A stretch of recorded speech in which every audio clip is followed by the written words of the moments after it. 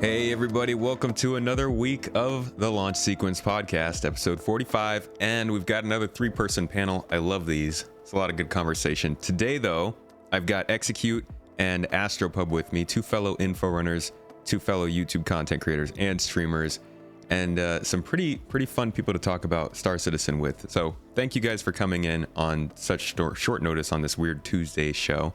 How are you doing? Well, I'm good. Doing good. Good to hear. You guys doing okay with the 317 delays right now? I guess, is it technically a delay since it's not April yet? I'm jonesing. I'm jonesing. Gotta get my fix. I'm just sitting here going, Keenan, so fresh to the club. I have never been part of this before. What's the? I'm remembering the one, and it was like 8.5 weeks delay. Do you remember that one, Paul? That was this time. That was this time last year. Yeah. So there's the. Yeah, and there's been there was one in 2017 that was that long as well. The thing is, I always feel like they push it to PTU and then delay the actual open release. Have we ever gotten PTU this late? Yeah. I remember being in Vocati for like 9 weeks at one point. I guess I just try to block that out. Yeah, we would block out a lot of this. It doesn't. I guess for people like Execute and I, it doesn't feel that late because it's like, whatever. Because usually when it goes into PTU, it usually takes a little bit longer. But I'm not expecting this to go from much longer. Yeah. So we'll see. Patience is one of the things that Star Citizen teaches you. Yeah. Yes. Teaches and tests. I guess I'm more peeved because I have to leave for like a week of travel starting tomorrow. So I know that it's probably going to go out right when I'm, getting on the plane. I can't do anything. It's just how it works. Exactly. They plan it all around you going on a holiday. That's a working holiday. But yeah, that's what they do. They have spies everywhere. They do. Yes. I feel like they feel it out. They feel out the community. See how many of us they can make us regret our day. That's why they hire so many people from the community just to absolutely like stick the knife in and twist it. Like tell me how they talk about us. What can we do? Yeah. So with the lead up, it's been a long lead up to 317, and honestly 316 I think was painful for a lot of people, stability wise, and also just like the news was rather slow as it is in Q1. How are you feeling? And for everybody who's listening, it's the theme of today. We're just gonna have a nice talk about 317, where it is, what's going on with it, what to expect. What have you guys been thinking in the last like month or so as we've started to get new additions and stuff? How's this patch sort of grown in or maybe decreased in anticipation for you? I'm going to let Paul go first, but I'm going to say the comment that you said yesterday in your show, Paul, the blue ball patch. Go ahead. Got to explain that one. Yeah. All right. So this patch went from being something that was good but sort of minor to being what I've dubbed the beginning patch, and which other people have not so subtly dubbed the blue ball patch or the tease patch, because there are so many things that are being added to the game in 317 that are parts of the whole. The big one being, what is it? The quantum stuff. Yeah, the quantum stuff. But like a lot of people forgot that they're also updating the reputation system in the back end. They're going to be doing that for this next patch, and they're going to be doing it again. They said they're going to constantly doing it. And those two together create a whole different game experience than you're used to. Like the idea that security being active in a location because criminal activities in the location, and the reason why the criminal activities in that location is because there's unguarded transport in that location, all of which will be tracked in 317, could then lead to you going into an area that's already hot because of conflicts and missions being spawned up because there's conflicts in that region. And if you have reputation with those local areas, they may be less likely, the pirates may be less likely to attack you. If you've got a good rep with them, they may show up and help you. We're moving that direction. It's obviously not the first time. We're not going to see that with 317, but that's why it's kind of the tease. This is the beginning. Like you can see that through line starting here and going forward through the rest of the year as they're adding more over the time. So, feels good. it feels like, as you said a long time ago, that Star Citizen adds a lot of things they just don't talk about. And since this is the first patch we've gotten with the new whole, like, we're not going to say anything in the release view until it's ready, pretty much. And we're not going to bother with talking about it until it's getting the game. Yeah. It feels a lot more like this patch caught up with us. And I think that's what's going to happen to 3.18 too, is it's just going to catch up with us.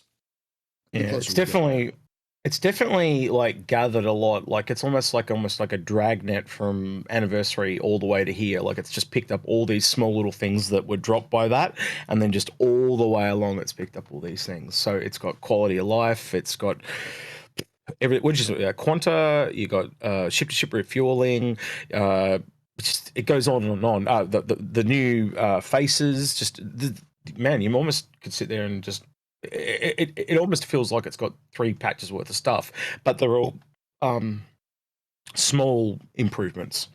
Yeah, across this very broad spectrum. Yeah, it really feels to me, and we were watching a Reverse the Verse with Chris on stream the other day, and he was mentioning how the Q1 patch at the time, this was back in 2018, how the Q3 patch is supposed to be the big one, and then Q4 is supposed to kind of settle off and be the one that they go away from the holiday with. And then Q1 is kind of like the baseline patch you set up the year for. I would really, really like if not only for this year, but for just in continuing on, 3.17 is like a good baseline for what we could expect from a patch. Because like you said, it's really well-rounded. It's got career-based mechanics. It's got some back-end tech that's going to make a pretty good difference to a lot of people in the long run. And then it's just got some quality of life improvements. Seems pretty solid. And to kind of dovetail this, I think the major difference between this patch and previous years is that this patch is the first time we've had this patch rolling with a fully functional and operational Montreal team. Which I thought you were about to say battle station, a fully operational battle station. I was like, wait, is he going to use that line? The team in Montreal might as well be the Death Star, because that's what they like. Did you remember when they said, "Oh yeah, here's her concepts for derelicts"? By the way, it's in the next patch. Yeah. By the way, we're here's the first iteration of like towns with crashed reclaimers. Yeah. Oh, like they just go fast. I don't know what they must put something in the water for Montreal. Montreal water. Crazy. Maybe it's the French. I don't know, but they are like the most wrong I've ever been about this game, and I'm so glad it was when they started the Montreal team. They announced it last year. I think it was December 2020 or January 2021. And I remember after that video came out, I was like, oh, they're starting a new studio. It's going to take a while for them to get staffed. Like, they're probably not going to be doing anything big for like a year. And then boom, they were on the hospitals, the derelicts, these new derelicts, the derelict outposts. Like, they are killing it. And I'm so happy at how they've been doing on that. Sandy's been hanging out up there too. She's been twittering like shots of them hanging out and stuff too. So yeah, I'm keen to know why she's up there hanging out. Have you heard anything, Paul? No, but I've been able to see her tweets, and I have a theory, and I think I'll let Keenan talk about it. It's his show. Oh, I know who would know though is Old Man Algrid. I'll have to have a word. Yeah, I know what he knows. Well, yeah. So she's, for anybody who's wondering what we're talking about, Sandy Gardner, who is the wife of Chris Roberts, and also I think is she still head of marketing, or what is her? Do you know her position? Member of the board.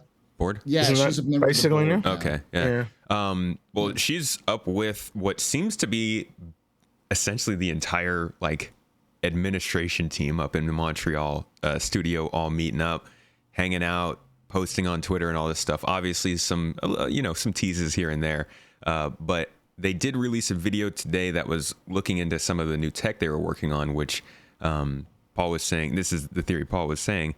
In fact, why don't you go ahead and explain it? It's my show, but it's your theory. So the theory I have is Paul meet boss. Yeah. Well, so Montreal has been working on this Mighty Bridge thing for a very long time. And the Mighty Bridge thing allows them to effectively take other tools, outside tools, and then just port them directly into the game. So they can work on things like, I think it was Maya was one of the examples they used or something like that. So they're able to just work with Maya and just pull it from Maya and put it directly into the engine itself, so they can see where it is, which allows for iteration really quickly, and other tools like their tools that allow for, what is it, like the like dynamic, like procedural generation, stuff like that. Those tools are connected to. So effectively, the Mighty Bridge tool allows them to speed up workflow, because they can just do boo, throw it in, and then just some small minor tweaks, and then bam, it's done. Rather than having to like build it out in this thing, then import it into a different thing, and then like all that sort of thing. So I'm not a fool. I get whenever I talk about these technical things, I get in trouble, because someone in the comments goes, "Well, actually, Paul, this is actually the version 5 of this thing that's been going. You just don't know what the fuck you're talking about." I don't. I'm just spitballing. If you know more than I do, please do. Go back to your pub, Paul. I was going to say they've been building those tools for years, and they're now we are very clearly seeing the benefits of having those tools and making it so they can quickly iterate like that. But think about it, Paul, like going back like years, we've been hearing about this tool and this tool and this tool, and it's all been prepped to roll it out to a much bigger team, just so they can, like look how quick have they got those the planetary tech down. What was it, 2 months to redo all of Stanton? Mm-hmm. It takes they get stuff done in no time. Mighty Bridge has been one of those things that's been mentioned offhand here and there, but I think they're done, which is the reason why the entire management team is there now. Yeah. Because the entire management team is there talking to, I think it's the first time the entire management team has been together since like 2020. Because there's pictures of Aaron Roberts, Chris Roberts, Sandy, Sean, Todd Pappy, like the whole crew is there. That's a worldwide team. And they put out a video too, kind of showing a little bit what Paul was talking about with like their ability to now build these procedural space stations inside of the game engine, as opposed to building them somewhere else and then importing them. I think it's funny, because we have heard nonstop, at least over the last, say, 4 years, when it started to become more of a buzzword, a lot of kind of ironic jokes about the tools, building the tools to speed things up. And while we're still obviously, I think, far out from the tools being really everything that they can be, we're starting to see the benefits of them and how it begins to come together when they can take these modular pieces and bring them in to make things faster. That it gets exciting. That's going to be good for new systems like Pyro. I'm looking it up. By the way, it's the Turbulent Post has Mighty Bridge, Houdini, hashtag procedural tools. So I guess it has something to do with Houdini as well. So, and Houdini is what they use for like gas clouds and stuff, right? Yeah, and a lot of the animations, a lot of the spline stuff, wormholes, so anything that they have to take that's large and basically optimize is a simple way to look at it if you want to really, Sounds useful for a locations team like Montreal. I'm pumped to see what they come out with that. Sandbox team, but sure, they do like. So moving on from that, I actually want to go back to something that's not on the release view, but you did mention, Paul, which was the Reputation editions that they're making the Quantum editions they're making, and how that's going to factor into our gameplay. So we've seen Tony Zervik, the mastermind behind the back end economy of the game. He gets on camera. He tells us a little bit about how this works. He's shown us some of the stuff. And some of what he's shown us is going to be in this next update. So probability volumes and the ability for them to determine, what's the chances of being 50 kilometers from this space station? Are you going to run into a cargo hauler? Are you going to run into a pirate or a security person? And those kind of levels all change based on the probability CIG chooses, right? So what I've always wondered is they use these distance graphs that go out from the station 200 kilometers. How much do you think will actually be affected by those, considering everybody just kind of jumps into the station and then maybe takes that second jump, or you're already like 30 kilometers out? Do you guys think we're really going to notice these additions in the quantum system when we first get in? That can be a swing and a miss. That they might dial it up. They might not. Anyway, Paul, sorry, there you go. I think so. Because there are two ways they're going to do this. One is through commodity changes. So fuel, for quantum fuel, hydrogen fuel and repair costs. So those are going to start fluctuating much more wildly. Right now, you probably don't deal with it that much. It's like, less than 1,000 UEC usually for all of them. But you may have a situation where those things just go through the roof, where you're starting to see like 5,000, 10,000 UEC just to repair your ship, a smaller ship, or to refuel it, or, and that's has a lot to do with, specific issues with quantum, like how many is there, the quantum team. Because like one of the things that a lot of, in the discussion that we did with, I did with Fist and Jawa about this, they kept bringing up, players weren't really affected. And it's like, well, it's players across the entire game. So like all of the linked every server, backend, all affecting this one location. So like, it's not about your server. It's about the thousands, 2,000, 15,000, 50,000 people that are playing the game at that time in that location. But it's also back-end quanta. So anytime a quanta ship goes into that area and refuels, it sets back to the back end. But you may not see that ship you won't see that ship right now in game, but the server will track it. Okay, so you don't think they're going to have the transition from virtual to some assumption AI they talked about when a player gets here? I don't think that's ready yet. Okay, though I do think they did say that they're going to be quanta to transition from virtual to quanta to virtual for those emergency beacon missions. Okay, that's one of the things they mentioned. Yeah, that's going to be interesting to test.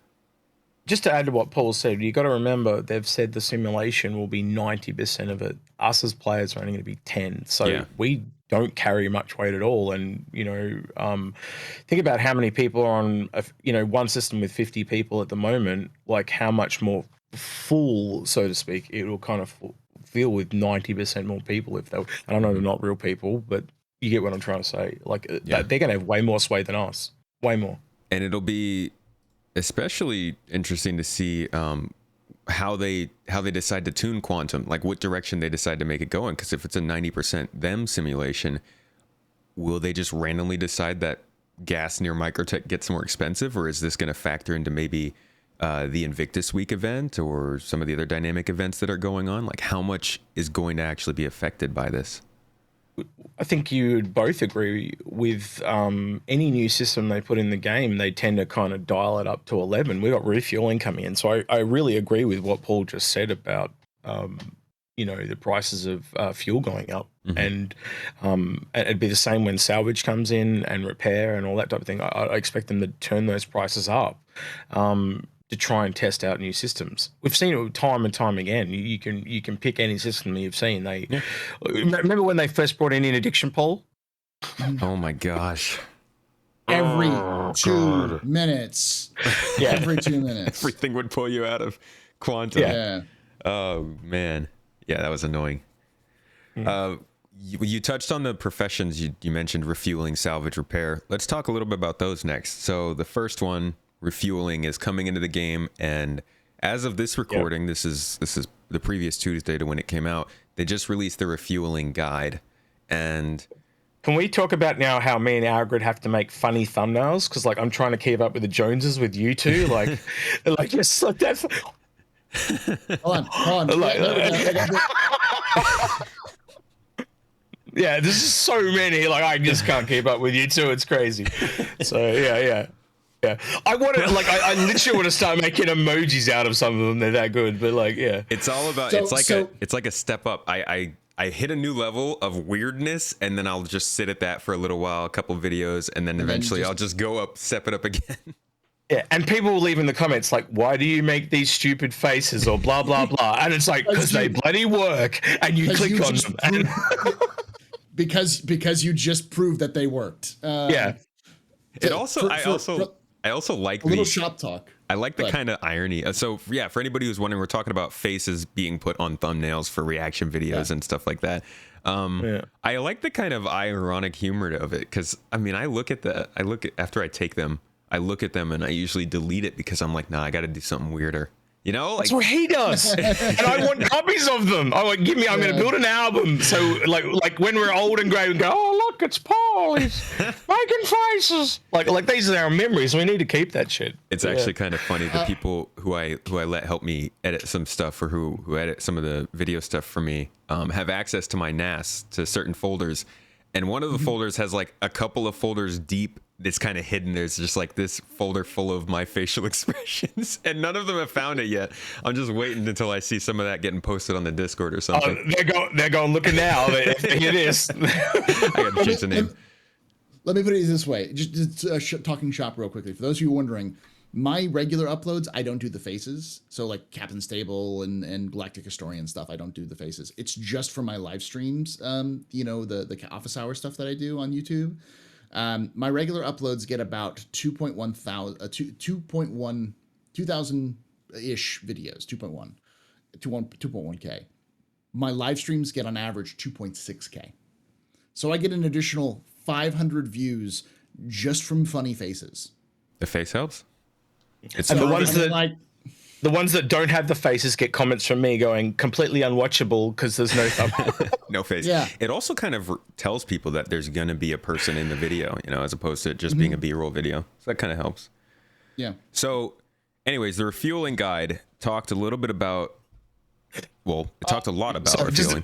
I'm just laughing. We always tangent. Sorry, my bad. No, it's fine. Yeah. That's what it's all about, man. But the refueling guide had a lot of info about refueling, actually. One of the things that I found interesting and kind of nice that they snuck in there or kept in there is the fact that you can just go ahead and refuel somebody, and it'll automatically just set the price of your fuel as 10% higher than whatever you purchased that fuel at, which I think is a nice little detail. It's not like 10% higher than the local area, because, you know, if you buy it from somewhere and go somewhere else, that could leave you messed up. Did you guys get a chance to read through that guide, though? Have any thoughts? You told me 2 minutes after I woke up. Well, we're in a podcast, man. I have to pretend like we haven't talked about it. So I will read it after I've woken up, and yeah. So yeah, I'm on the back foot here. But Paul, yeah, I know you've read it, yeah. So What was the question? Just like if you had any thoughts about what you learned from that guide. Did you learn anything new from what they had been talking about before? The fact that the Gemini is going to actually get it as well. That was one of the questions that came up a lot because, you know, ever since I made the comment that like the CIG it uses weasel words all the time. Whenever I say now, every time I see questions, it's always like, oh, well, we've seen the Starfare, but I have not physically seen with my eyes that the Gemini is refueling, so I don't believe that the Gemini is there until you tell me that it is. And then even then I have to see it in game. Like you were saying, Keenan, earlier, like we don't know what ships are going to get refueling. Yeah. You know, because it doesn't say it on the guide. Because it doesn't say it on the guide what ships are going to get refueling. Yeah, so they've only showed the Gladius. I wonder if you can. The Gladius is the only one, you know. I'm sitting here thinking, like, is there any piracy concerns? Like, if you're locked in with a Starfare, can the Starfare not let you go and then pirates turn up and go, all right, now give us all your money?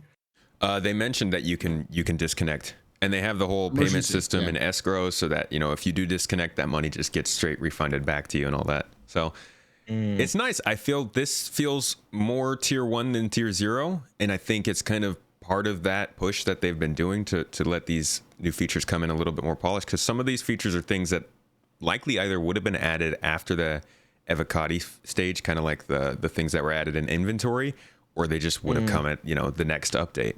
So that's nice. I'll put a question back to you two. Do you think there's ship-to-ship refueling in Squadron 42? So I wonder if it's actually even in there.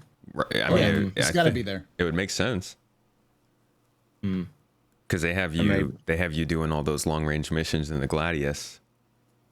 Yeah. Okay. Yeah. So from refueling, I'm reading it now. No, that's fine. Yeah. We can sit here and watch you read it, and that could be the podcast if you like. After refueling, let's see what else was this. So we talked about salvage, but sorry. Sales, baby. Of course.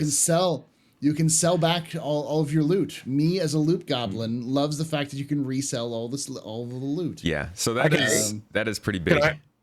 Can I ask the opposite question then? How do you feel about them ripping all the guns out of the stores and chucking? Like, because it's like them forcing the system upon you. They're like, oh, you can't have your guns and armor anymore. You got to go over here and get it now. Off these guys, that's them forcing us to use the system again. Like I was saying before. So this is kind of something that I have not dived into, whatever. I haven't gotten into this, but I've seen sort of that there are some pretty strong reactions to this. Can I get some explanation on that? Okay, so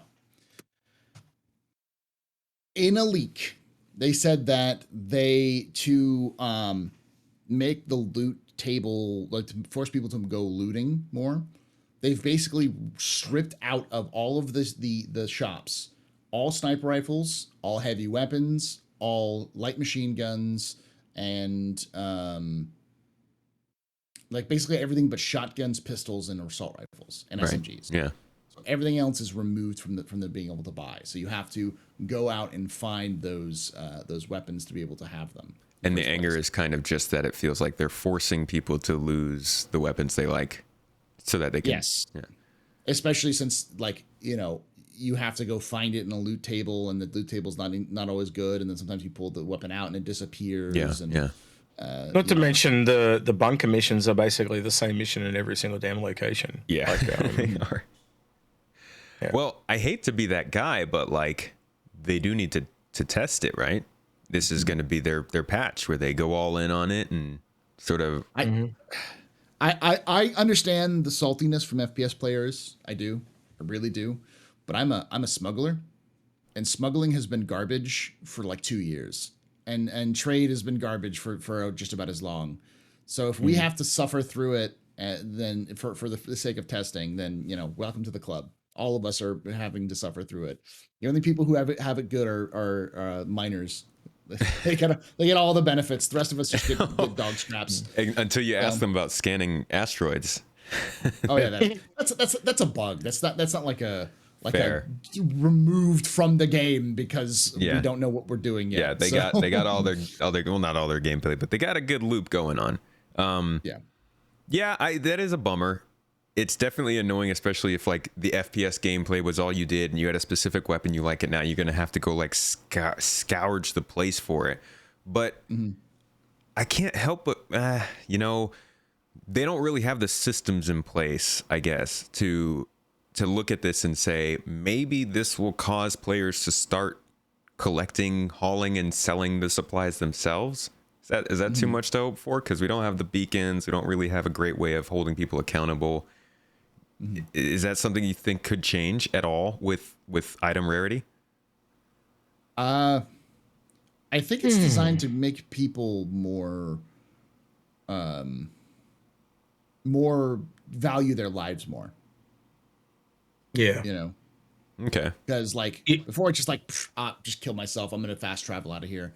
You know, I'll lose all my gear, whatever. I'll you know, come back and pick up later. I can just go buy another one. I've got millions of UEs. I don't care. Yeah. Now it's like you kill yourself. It's like, cool. That sniper rifle that you spent 5 hours looking for, that's gone now. Well, the other one that lines up with that, Paul, is that they're now putting the persistence in from your food and drink. That now persists. So a system that was a minor annoyance is now going to become a pain in the ass. Well, for me anyway. I've never been a fan of the food stuff. I don't know. It probably isn't just me, but I'm just not a fan of the food stuff. Like I hate the fact that I'm going to be out in the middle of somewhere and I just forgot to bring a bottle of water or something. Because it's like that cart before the horse thing, like what happened with the jails and stuff. Yeah, because like you need to be able to store that stuff in your ship and stuff. And hopefully more ships can do that now. Yeah. And, yeah, it's just going to be annoying if like, oh man, I you know, they just need to be able to. Obviously, all the systems are coming online at different times, so obviously, so some systems are just going to have to catch up to others, and that's the nature of how this game is, though. Like I can think back of at least 10 different things. It's going to suck until other systems come online, but we're used to that. It's just like when the medical system came in, they're really in this weird place where last year they were kind of starting to push this narrative that the game is like, come jump in and play. But like this year, I feel like they are full on with the idea of this is a game that needs to be played regularly by people. You know, they got the player experience team getting bigger. They've got all this quality of life stuff going on. They're doing a bunch of new promotions and stuff. But they're in such a weird spot because, like you said, so much of these systems still don't have the support they need for it to be playable like that. And that's going to persist until Squadron 42 is coming out the door. That's how it is. But you are seeing things like what was talked about earlier with Montreal spinning up. That is a sign that they are putting more work into Star Citizen over Squadron 42 as Squadron 42 starts to wrap up. Like they've literally said they're moving it on to alpha and stuff like that. So they're in polishing stage now. So that means they're starting to wrap things up. That's a good sign. And we know that there are still plenty of employees who are working on exclusively Star Citizen stuff. Yeah. So a lot of people get this idea that everybody has moved to Squadron 42, nothing's coming to Star Citizen, or anything that does will go through Squadron 42 first, but that only applies to a certain subset of the things being worked on.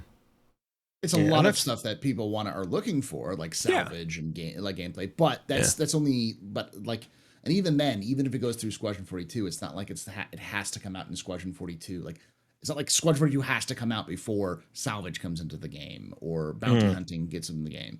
That's not what they've even said. And we've actually seen this before with things like spacescaping, which was first done for Squadron, specifically for the coil, and then came out to Star Citizen. Yep. So it's easy to doom and gloom, but it's not doom and gloom. It's just you're going to deal with a little bit more of a focusing on combat and combat effectiveness and combat gameplay for the next year or so.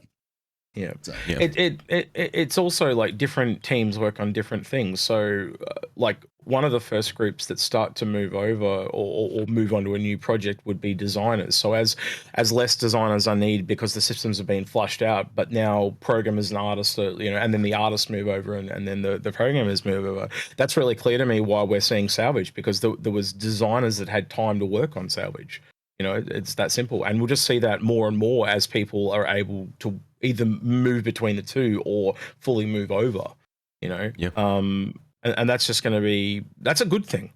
The more work we see on Star Citizen, the closer that means Squadron 42 is to release, in short. Yeah. And that factors into the way that their teams work with design teams, tech teams, content teams, mission teams. The team that's going to make the actual mission that we're playing, that's going to make that cool, the objective to go into that derelict and get that specific amount of material from salvage isn't the team that's actually building the salvage feature over on the Squadron 42 side of things. They're building the tech, they get it all together, they pass it to that mission team, and then they build it for Star Citizen. So a lot of that kind of stuff is still happening even after the tech itself has been made. But that's something I think got kind of lost over the last quarter with a lot of the news and changes coming around Squadron 42 and the roadmap. Yeah. But let's get back to talking about 317, because that's the interesting bit. Yeah. Next feature that I think a lot of people actually don't know about, and I didn't remember it until you had just mentioned it, Paul, with the reputation changes. Can you tell us a little bit more about what specifically they're changing in 317 for rep? It's background. So they're effectively decoupling certain aspects of the game away from just being binary stuff and moving it more into your reputation starts to affect the behavior of NPCs around you. They said starting with 317, they're just going to fix some of the other problems. They're going to start adding more reputation, like more things you can get reputation with. But you won't really see a lot of the changes until later down the line. So like they said, specifically, their goal at the end of this year is to have NPCs react to you in a specific way. Mm-hmm. So depending on your reputation with them. But immediately with 317, you're not going to see anything. It's not going to be front end. It will be back end, and it's going to have to deal with a lot of instead of the reputation being attached to your character, I think it has more to do with the attaching it to the background simulation rather than just the character Mm-hmm. or something like that. So Essentially, sadly, it's not front run, but I was just going to say, essentially, long term, it'll add a lot of depth to the characters, and so you might not interact with an NPC for 6 months, but when you come back because you shot their daughter or something like that, they were very hostile to you or something like that. So it's going to add a bit of meaning and depth. But yeah, as Paul said, it won't. It's going to take a while till that actually has the desired effect. Yeah, I think Reputation's just now starting to kind of show its teeth as to how important it's going to be. I'd direct you back to Freelancer if you ever played that. Like like look at his last games and you can basically tell what he's trying to do here. He didn't finish Freelancer, and that's essentially what Star Citizen is. And if you go and Squadron 42 is essentially just a dialed up wing commander. I don't know if you'd agree with that, Paul, but yeah, I'd say so. So in Freelancer, you had to deal. The reputation thing is not a new thing at all. No. Does it? No, like if you favored one party over another, you might lose reputation with that party. And like if you were working with the pirates, you'd lose reputation with everybody. So like you could end up becoming a pirate king, but like no one would talk with you. You'd get attacked on sight by everybody. And so that's kind of what they're going for. Yeah, and there were advantages though. So like you got access to the pirate like best ships and stuff, and they are some of the best ships in the game. But it was as Paul said, it's a consequence of you lose everything else. And when I used to play on a multiplayer server for Freelancer, and I remember one guy went straight down the pirate line, and he had some of the best ships in the game.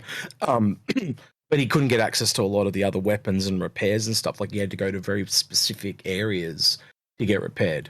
So, like to relate it back to Star Citizen, it'd be like you can only go to Grim Hex and Stanton. Oh man, where everyone else can go everywhere else. I was about to make a joke about them removing all of the different items they want people to loot from stores, but I'll not do that. But same idea though, right? That certain stuff just won't be in the places that you can access.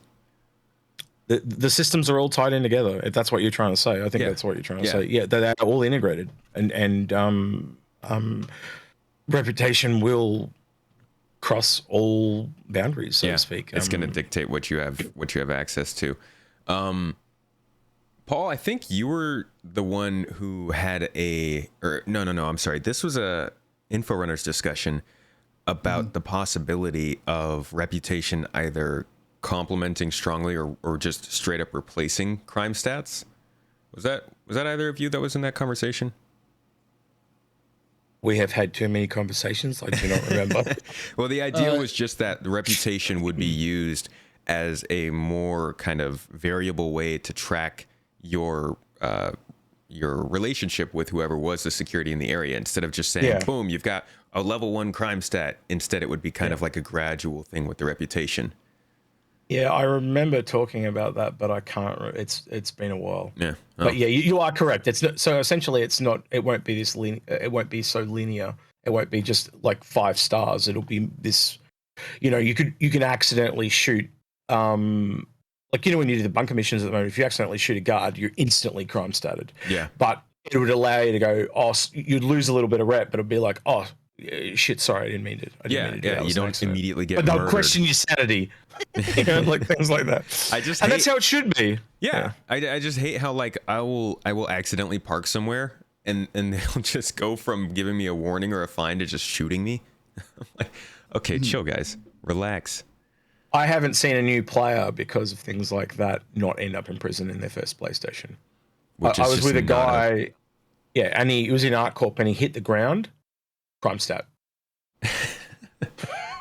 Trying to get into his hangar, he just goes dunk, crime stat, and he had to fly to get rid of it. We had to go from ArtCorp all the way over to Korea to get rid of it, and we had to go get a chip as well. It's a nightmare for new players. I really hope we can see improvements to the law system soon, like this year. Soon. Well, yeah, sounds like they're on the cards with the reputation system coming in. Mm-hmm. I think they're realizing that it's pissing a lot of people off. Yeah.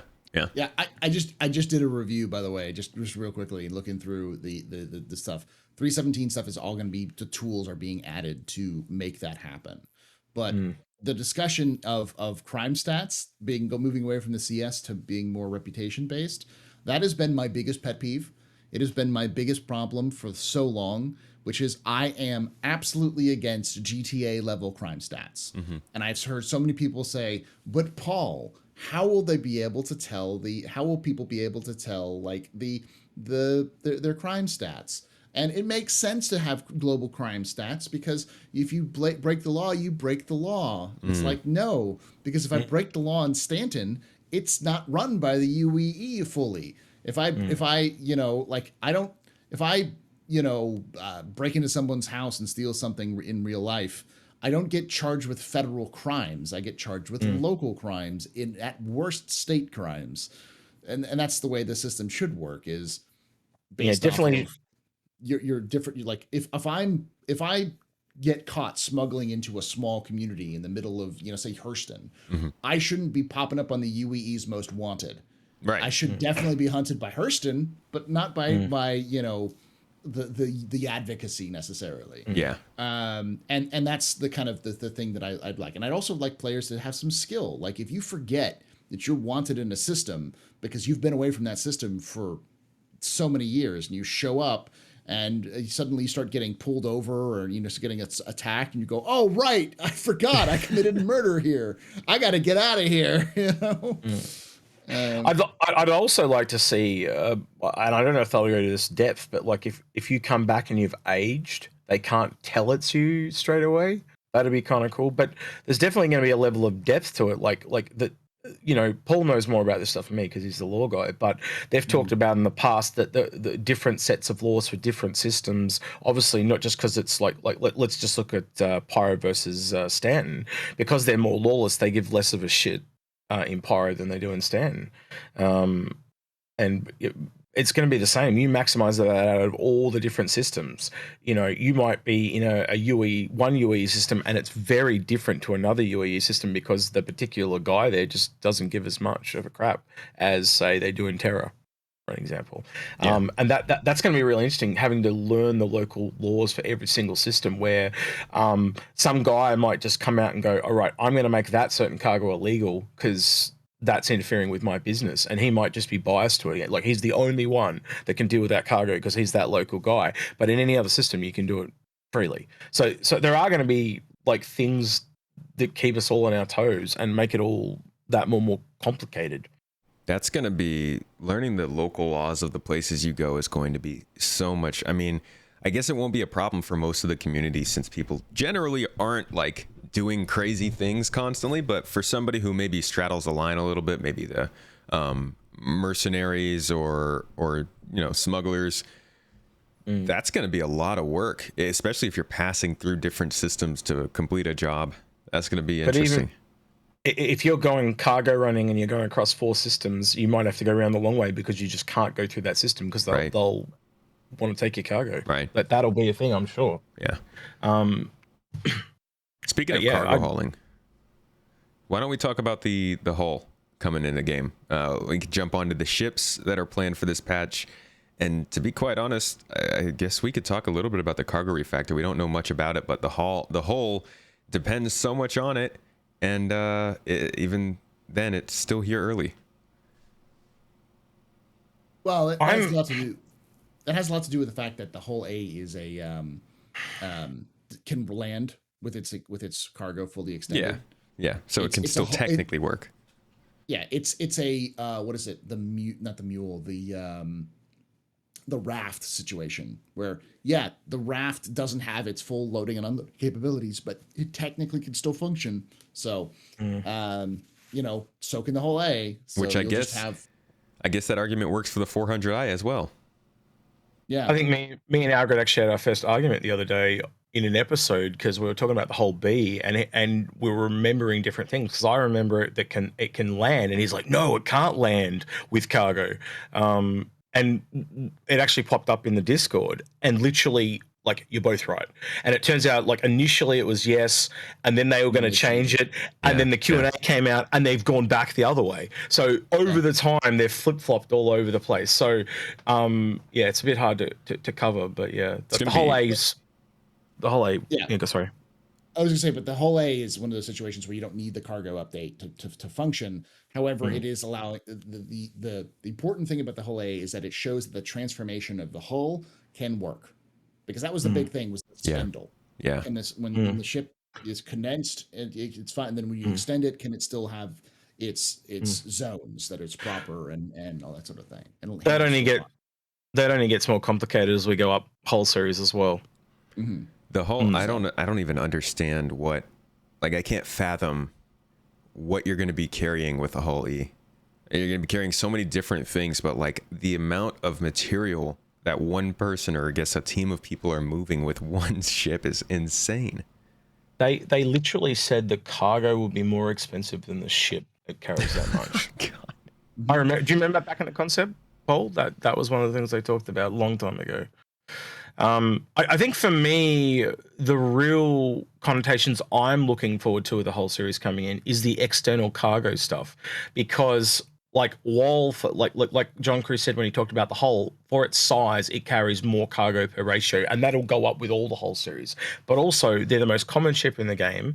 But also, it's the external cargo thing. Like, they're going to be so easy to steal shit off. Like, you can just put a missile into their whole thing, and they'll all get blown off because there's nothing that can hold Like it in. Pinata. You know? Yeah, they're literally loot pinatas. And so I like, you try to run that down the line. Look at all the cargo crates coming off, picking up all the loot. Like, and it starts bringing things in like tractor beams. Like, ships with tractor beams are just going to be so much better at piracy than those that don't have it. And I can just see in the next, like by the end of this year, when all that stuff comes in, the amount of gameplay is huge compared to what we've got now. And it's all these little things coming online, and I struggle to hold that all in my head where it's going, especially because obviously it's all speculation until it's in. But I think the game at the end of this year is gonna be very different to what we've got now. Yeah, you say speculation, but everything you just mentioned is stuff that we know is either being worked on or even have seen. We've seen ship tractor beams in concept images. We've seen the cargo refactor in small clips. We've seen things like cargo being scattered from a destroyed ship and other things like that. So I meant speculation is trying to put all those gameplays together, because we haven't seen that yet. You know what I mean? So you kind of go like, so how is it going to be when we've just taken out this whole A, and how are we going to get the cargo off it, and how are we going to get it into our ship, and where are we going to go to sell it? Like, we know all those things are coming, but adding them together is the tricky part. Yeah. And I like I've said, me and Algo talked a few times, like, once that cargo refactor is in with tractor beams and scanning, right? That's the other key one. And I believe it. You guys can tell me if I'm wrong, but I remember seeing that somewhere along the line this year as well. When a pirate can actually scan and find someone, and then they can go out and actively hunt them, and they can either take their loot, whether it be from a miner, a salvager, or someone just doing a cargo run, that is the basic gameplay loop. Yeah. And the sheer amount of the sheer amount of what do they call it? Emergent gameplay that comes out of that is going to be huge, absolutely massive. Like, I think that is when we will see the biggest influx of people coming into this game than we've ever seen before, because that fundamental core is going to be there. And then they all just get ripped up by the absolutely gnarly glitches that those systems are going to introduce. But all of that, and then add in the damage map, and I mean, you've basically got everything you need for like ship to ship boarding and stealing, and that opens up a lot of gameplay, right? Well, we hear a lot of PvP content creators, so I'm thinking of all the streamers that are all like, why don't they add gameplay? That's the gameplay they're waiting for. And I don't think even they realize that's what they're waiting for. Like, cargo is a really big part of piracy, and I never ever hear them talk about it. But like, and they're like, oh, I'm not a cargo guy, I'm a pirate, But they are hand in hand. Like, every ship in the game is essentially a form of cargo ship. Even if you're a miner and you're carrying saddlebags, that's cargo. So every ship, it just affects everything. If you are a PvPer, you should be getting very excited for cargo. Just got to find the cargo guy that wants to be a pirate. How about the Scorpius? Invictus, Paul?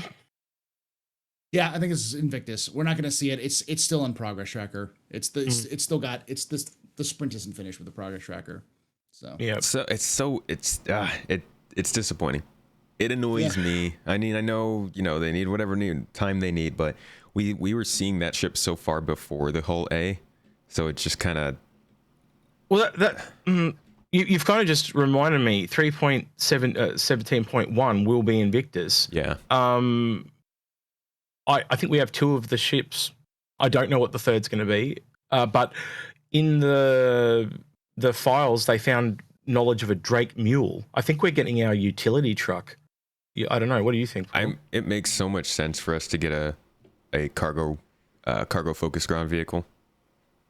I think the Drake Mule, quite honestly, is going to be the mule from Serenity, the hover mule. If you remember the Serenity, yeah, I heard that. Someone said, like, because a lot of Drake stuff works together, the best concept of I've heard someone pitch it to me was that it works on the elevators of the Caterpillar. So they come down, it goes on, and I was like, yeah, I'm sold. That's what it is, and exactly what you were explaining, that kind of platform that you sit on and drive that just moves cargo. That's exactly what I pictured. So yeah, we're on the same page there, mate. Unfortunately. Yep. I will have to use a Carrack with the Mule because I need to replicate that scene where they're getting chased by the Reavers and they scoop them up. Can't do that on a Cat. Yeah. That'd be cool though. There's also I was just watching Super Mac Brother made a video and had something that they were talking about. I think for this week they were showing a misc surprise. I forgot they used some sort of misctory. Yeah, misctory. That's right. Yeah, refinery ship. He was thinking it could be a refinery ship. Yeah, I think they're going to show off the refinery ship. They may sell it as a concept, but I don't know if they'll sell it for 317. Well, there's our 3 ships then. If they do that in Invictus, I just didn't. I honestly thought the refiner ship would be delayed due to the anniversary because they tend to do more military based stuff. But the other one's the Star Bomber. So they're the 3, the Mule, the refinery, and the Star Bomber. That's all possibility. Yeah, 100%. And the Star Bomber, if you look at the roadmap, there was one ship that's basically in the same boat as the around the same, somewhere between the Hull A and the Scorpius.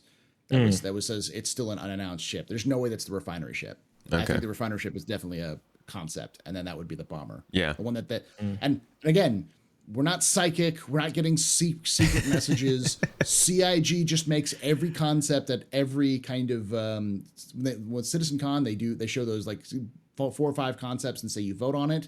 The secret is that all 4 or 5 of those ships have already been made or already in some stage of production. They're just trying to figure out what people want. And because they're marketing people, they do it at 3 different price points. You kind of get like around 100, at about 200, and about 300. That's just, or a small, medium, and large. The hits, so if you can only spend a small amount, you get something, and if you've got all the money, you can buy something big. That's literally, and they've done it at every sale now. These guys are both lying. They get secret messages from CIG every week. I've seen it. They won't let me in on it. That's why I have to bring them on the podcast to get the news. But yeah, Illuminati.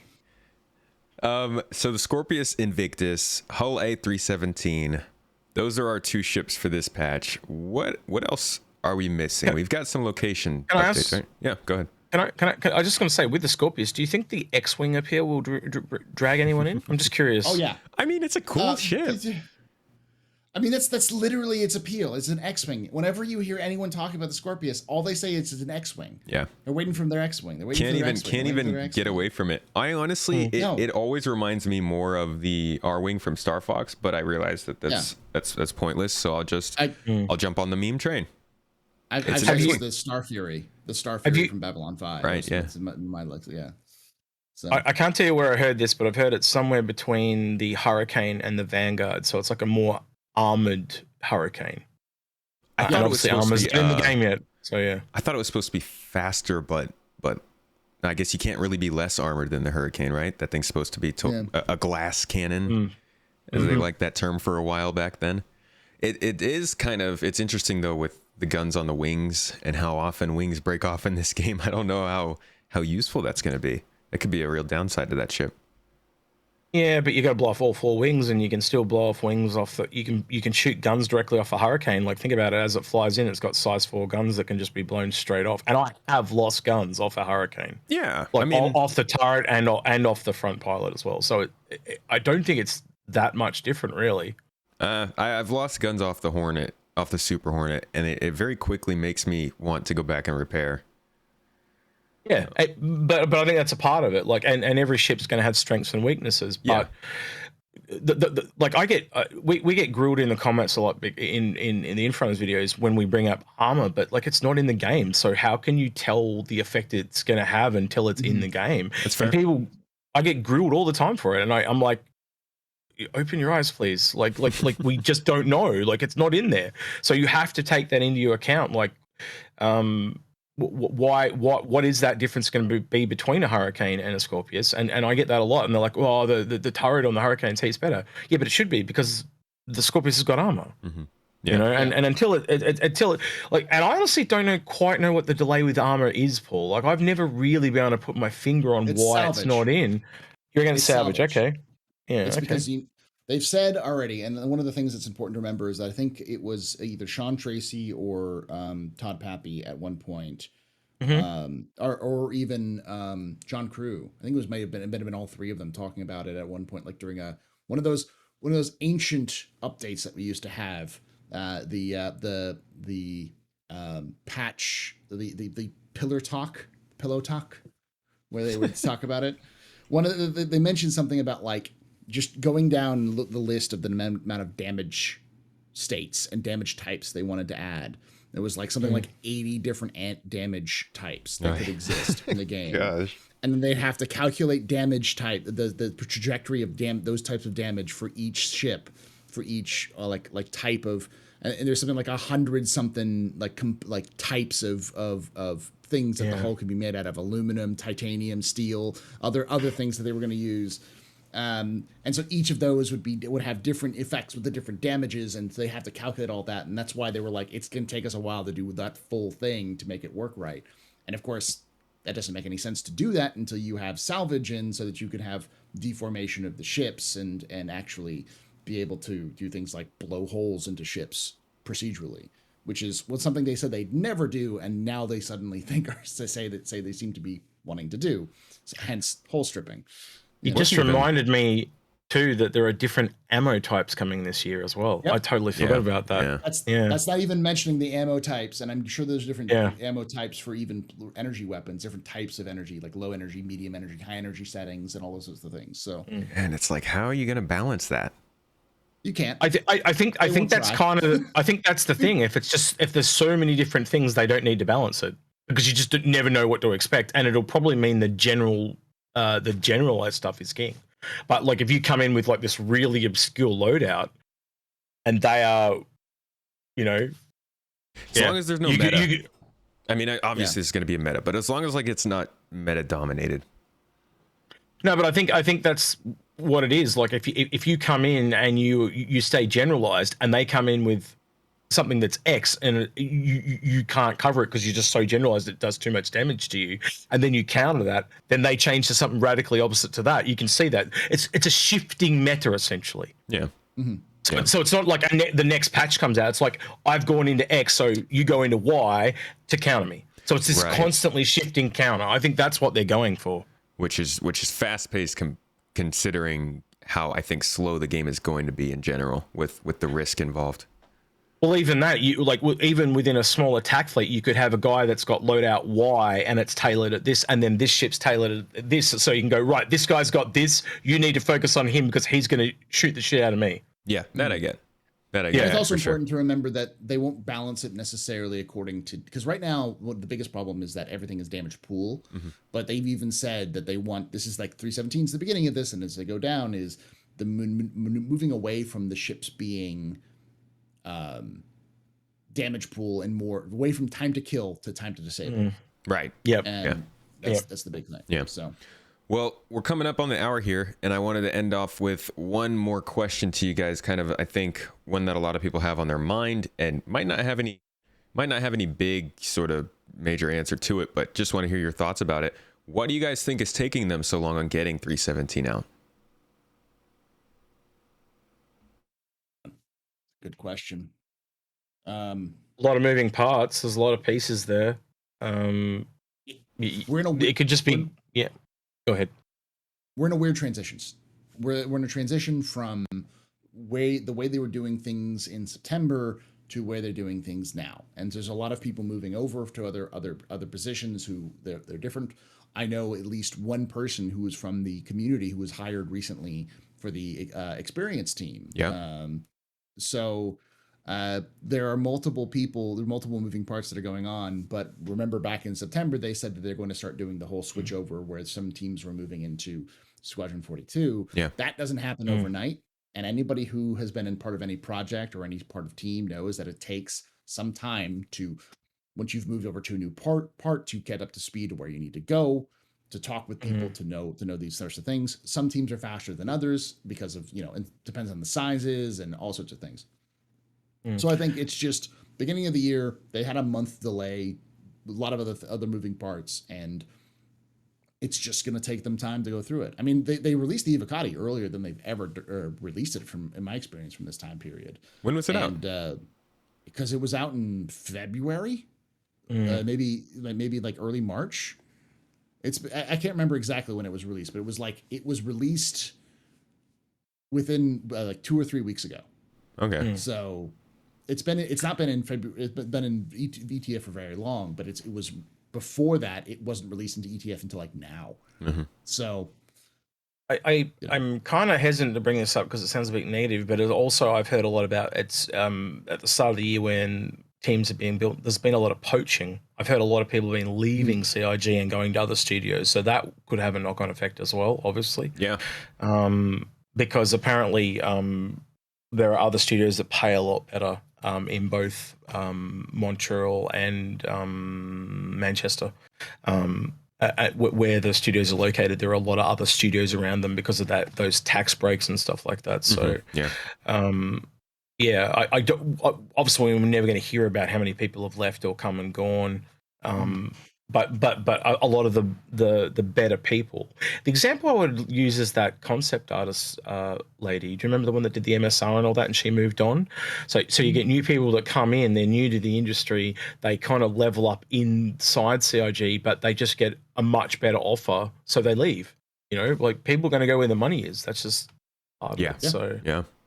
So a general kind of cascade of different smaller problems. You guys don't think it's anything in particular with the patch, like any specific features coming in or anything like that?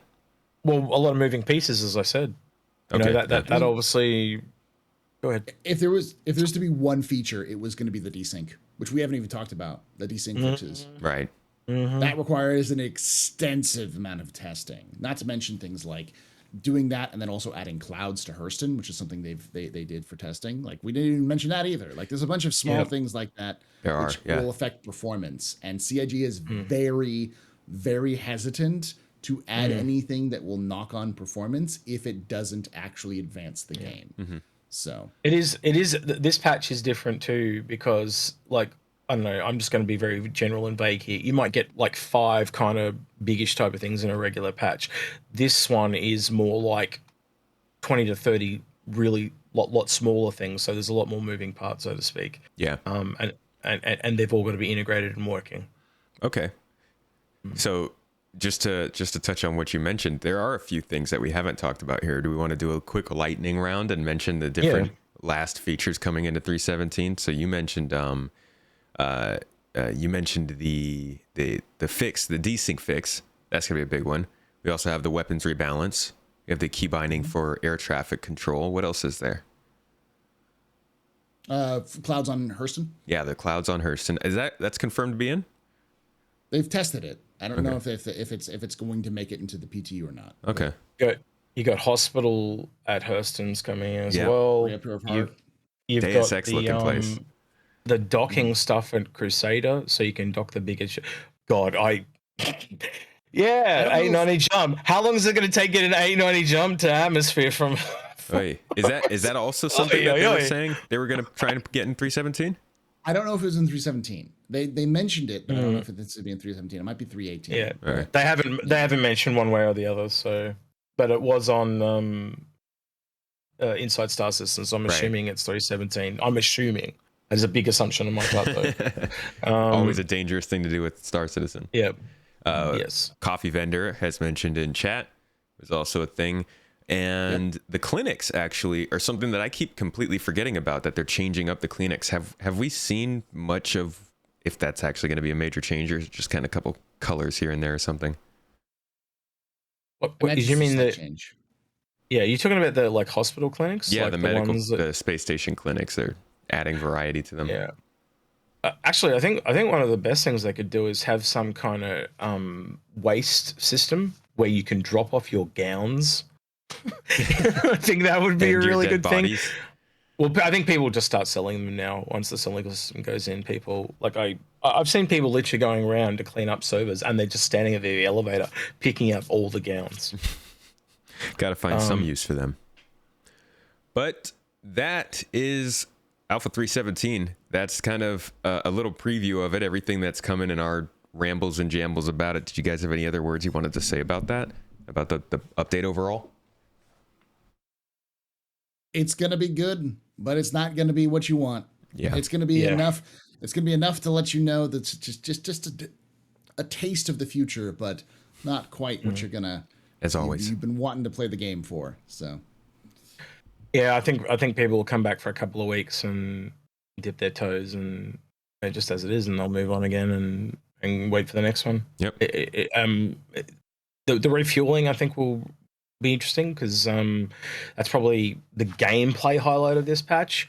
I'm just kind of interested how they're going to kind of like, are they going to bring missions in for us to do that, or are they going to just like make the price of fuel really expensive to try to get you to find players? Like, but Starfarers get a discount or something like that, so you've got to go through a Starfarer. There's no beacon system at the moment, so it's all going to be done in chat. Yeah. Is it just a gimmick for this patch? Or I want to kind of know how they've kind of set that up to get that to work, and is it more really going to come in a lot more once we've got refining and repair coming in and stuff like that? So it's and it's just one ship at the moment. It's just the Starfarer, but it is good to see a much older ship finally get some functionality. Yeah, Starfarer was like the oldest, most useless ship in the game. Not to mention it's just horrible to walk around inside of, but now you got some uses out of it. It was a test bed for Counter-Strike levels, basically. But, they know it's getting a rework. They've talked about it on ISC, and we've complained about it to the cows come home. So I think they'll fix it. Yeah. They know what's going on there. But I think it looks really nice outside. Essentially, I think if you want to talk about the problem, is it's just that top floor. Getting access to that top floor is a bit of a nightmare. And I think an elevator or an extended ramp would fix that pretty quickly. Probably. It's also the other thing it suffers from is back when they were going to have crawl spaces. It's the only ship in the game that has crawl spaces. Yeah, give me MSR. Oh no! That's a crouch space. That's different. It's literally got spots where you have to go prone. In crouch. Not crouch, prone. And remember the original picture of the Vanguard. That whole ship was meant to be like that. Yep. And the Vanguard's now you can walk straight through it, like go straight through. So they've had a fundamental change, and I think a lot of that is AI driven, because if you've got to do all those different states for AI, it just makes it so much more complicated for the AI to understand, where if they can just walk everywhere, it's a lot more simplistic. Sure. Yeah. So I think that's where that's come from. Yeah. All right, guys. Well, thank you for coming to this episode. Thanks for the chat and giving everybody some information on what's coming up with this new update. I'm going to give you both an opportunity to tell everybody where they can find your content if you want to go from left to right, execute. You can find both these gentlemen with me on the Infrunners at YouTube/Infrunners. We talk about, I don't know, everything, don't we? We do. We hang out. We, I pimp both their stuff. They pimp everything. And you can join Algrid's, probably the other main guy we'll see there. Badges as well. And yeah, we take community feedback and basically talk about things like that. And I guess ships is probably, and sales, we do get a lot of financial advice there as well, which is a bit different. And you do, I think a lot of Twitter recently now too, right? Or Twitch. Twitter? Sorry. I am struggling with the streaming. I am struggling massively, and it's just me as a person. But I do want to do some more streaming. Yeah, I just I struggle. Like, I feel like I'm like a crazy person talking to myself when I do it, and It'd be like that. I don't know how you both do it. I just don't. I don't know how you do it. I want to have a show like.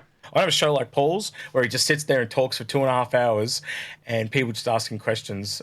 And that's nice. Yeah, I'm jealous of Paul's show. Yeah, that's the way to go. I'd love that. Yeah, so that's what I want. I just want to sit there and talk and ramble and have people interact with me. But I just, yeah, I'm noticing Twitch is a lot harder to break into. Break way harder because YouTube kind of puts you up with this algorithm, but there's no algorithm to Twitch, so you're just like at the back of this line, and there is people have to come find you. It's how popular are you with other people? But it's how many people you have will determine how many people. So the more people that recommend that you watch, the more people will be recommended to you. So it also it's slow moving, but yeah. It's poorly. It sucks. The Twitch algorithm sucks. Put it lightly, yes. Yep. And Paul, the rambling and the talk show. Where can people find that? Twitch.tv/TheAstroPub Thursdays, Fridays, Saturdays, and Sundays, and then on YouTube at youtube.com/TheAstroPub.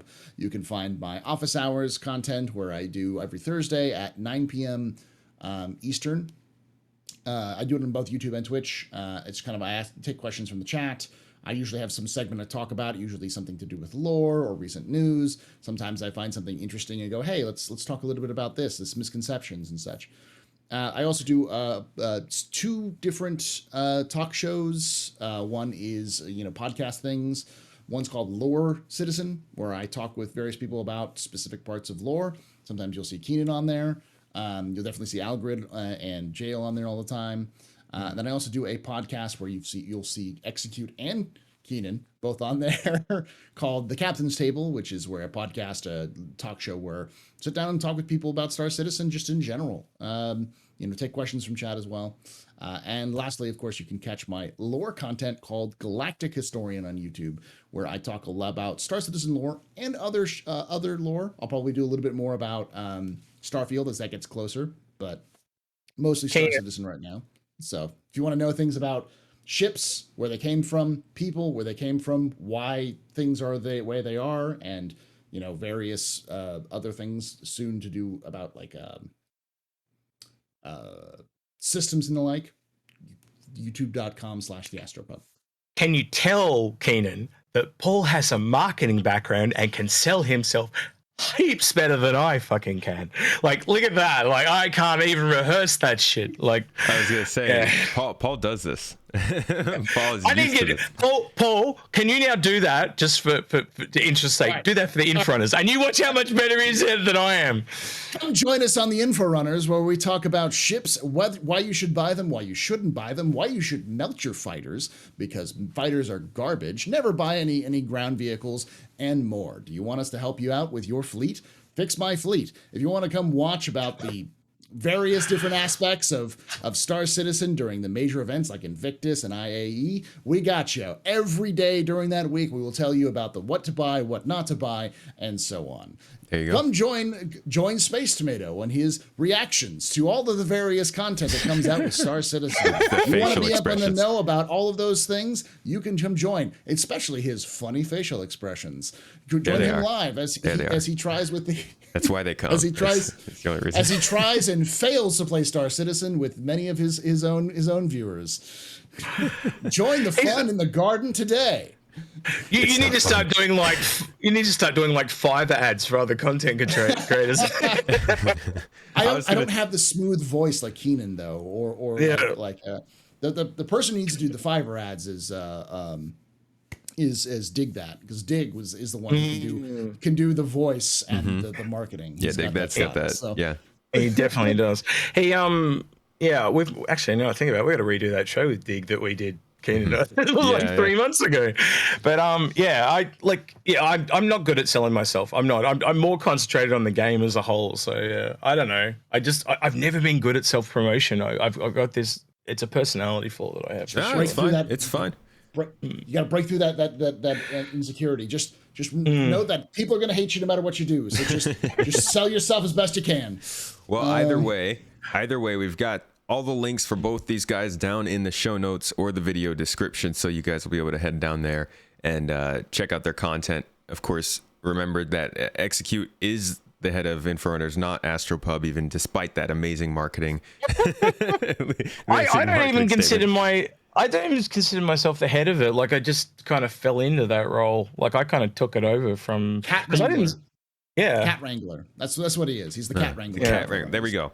So the Cat Wrangler and AstroPub here for episode 45. Thank you guys so much for being on. And everybody, if you want to continue to catch these shows, make sure to sign up on your favorite audio podcast platform. That's Spotify, Anchor, Apple, wherever it might be. Or continue to check it out on YouTube. Hit the subscription button. Check out some of our older episodes. We got plenty of different guests from all over the community. And we're looking at different devs and industry insiders as well. So if you like the talk show, if you like Star Citizen, make sure to subscribe and consider supporting. Regardless, though, thank you again for being here for this episode. Thank both of you, and we'll catch you next week.